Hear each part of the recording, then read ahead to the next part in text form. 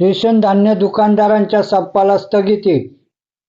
Ration धान्य दुकानदारांचा संप स्थगित, उद्यापासून होणार वितरण सुरू. नमस्कार मित्रांनो, आपण चॅनलवर नवीन आला असाल तर कृपया चॅनलला सबस्क्राईब करण्यास नम्र विनंती. चला तर बघू नवीन काय विशेष.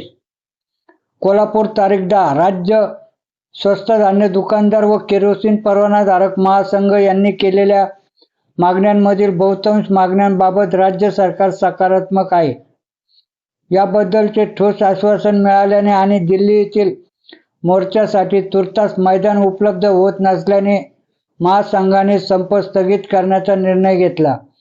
त्यामुळे शुक्रवार तारीख 12 पासून जिल्ह्यातील स्वस्त धान्य दुकाने पूर्ववत सुरू होतील. तसेच धान्याचे वितरणही केले जाईल अशी माहिती महासंघाच्या वतीने देण्यात आली आहे. याबाबतचे निवेदन त्यांनी प्रसिद्ध केले आहे. निवेदनात म्हटले आहे, अन्न व पुरवठा मंत्री छगन भुजबळ यांनी महासंघाच्या पदाधिकाऱ्यांना चर्चेसाठी बोलावले होते. यावेळी महासंघाच्या पदाधिकाऱ्यांनी रेशन धान्य दुकानदारांच्या 16 मागण्यांबाबत निवेदन दिले.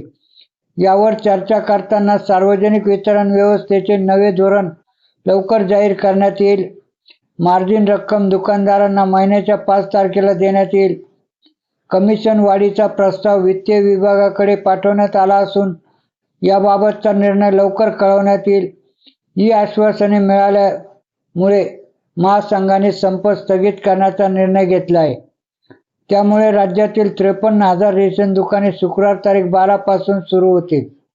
त्यामुळे डिसेंबर व जानेवारीचे धान्य वितरण पूर्ण केले जाईल.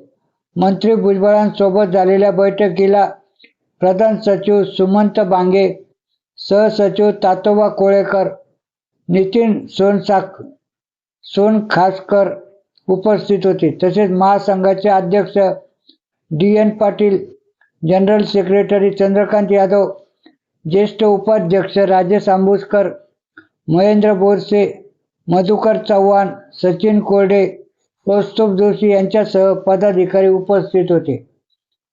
अशीच नवनवीन माहिती मिळवण्याकामी कृपया आपल्या चॅनलला सबस्क्राईब करावे ही नम्र विनंती. धन्यवाद.